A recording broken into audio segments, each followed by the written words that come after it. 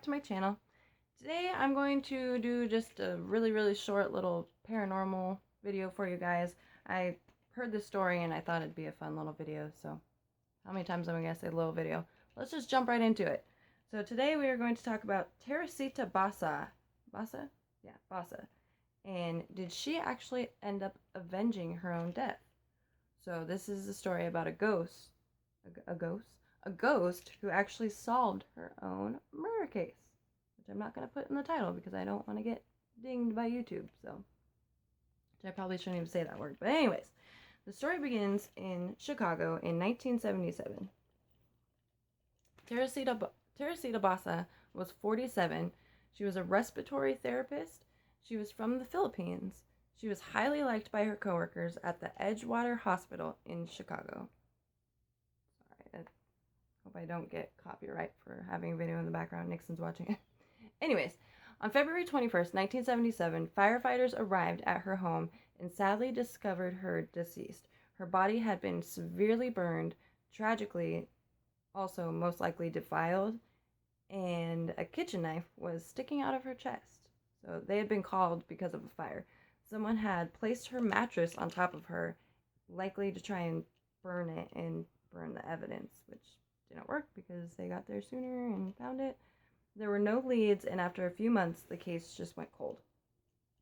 But what I'm wondering, though, is if homicide investigators were even sent to search for, like, fingerprints or stuff. I know DNA wasn't, like, a thing back then, but I just feel like they could have done more to, like, actually investigate it. I feel that they were just like, oh, well, someone did something. And back then, just like now, except, of course, way more now, homicides in Chicago were all too common, and the majority of them went and still go unsolved. There were 1,109 homicides in Chicago in 1977 alone, so just in that year. It's crazy. This case remained cold until, strangely, and I know this sounds bizarre, but just stay with me. We're going to go through the whole story. Her ghost came back to help solve the case. So how did this happen? Well, several months later, the detective who had worked on the case, Joe Stachula, got a lead from the Evanston Police Department where they told him to contact a Dr. Jose Chua. Apparently, the doctor's wife, Remy Chua, Remy Chua, claimed to be possessed by the spirit of Teresita. Dr. Chua said that his wife had begun entering into these random trance-like states, and while in that state, she would speak and claim to be the ghost of Teresita Basa. As a doctor, he was at first extremely skeptical and accused his wife of lying, or just making it up, or maybe even hallucinating. But later on, during one of these trances, Remy, or Teresita, which, bear with me if you could understand when I'm talking about the two, gave the name of her killer, Alan Showery.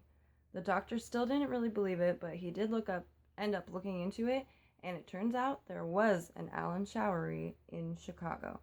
And he was also an employee at Edgewater Hospital where she worked. It was also found that this Alan did know Teresita and had even been to her house once to help fix her TV.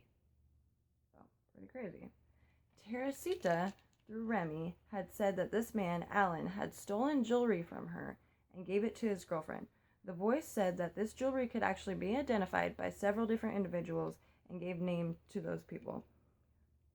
What is this?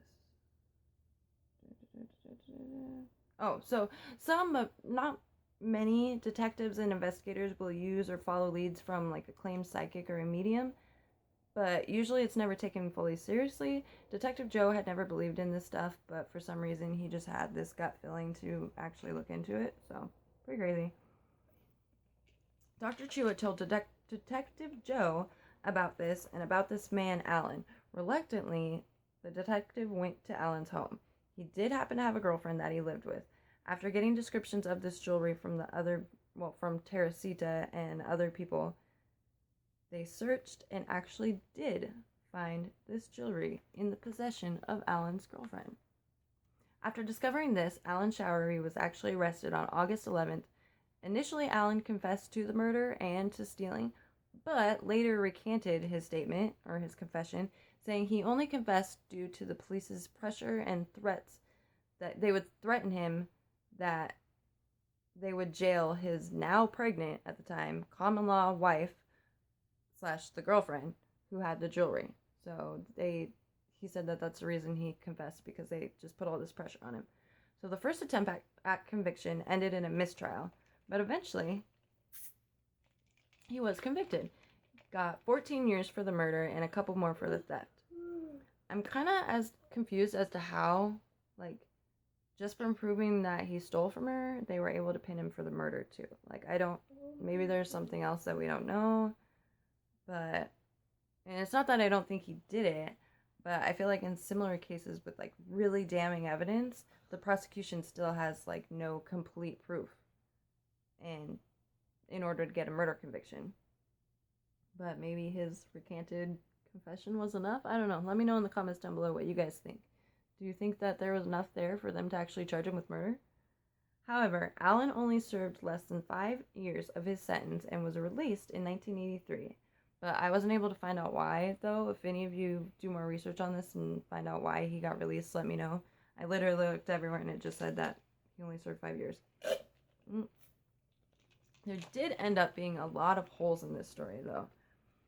So Dr. Chua's wife, Remy, was also an employee at this hospital. It's thought that Remy may have used this claim of being possessed as a way to get some kind of justice on Allen, but why? Why would she want to? So that's, just more questions. It's possible Remy had other information she never gave to law enforcement.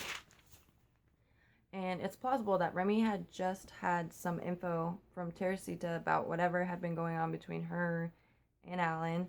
Maybe she knew something that she wanted him to get justice for and was afraid to just come out and say it, so she used this guise of possession.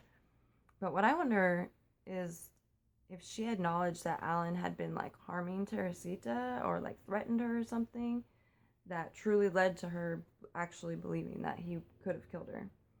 It's also possible, though, that the cops or detectives just played along with this, all in order to get what they needed and, to finally make an arrest on this case, which sadly sometimes happens. There's this whole case right now going on of this poor man that was,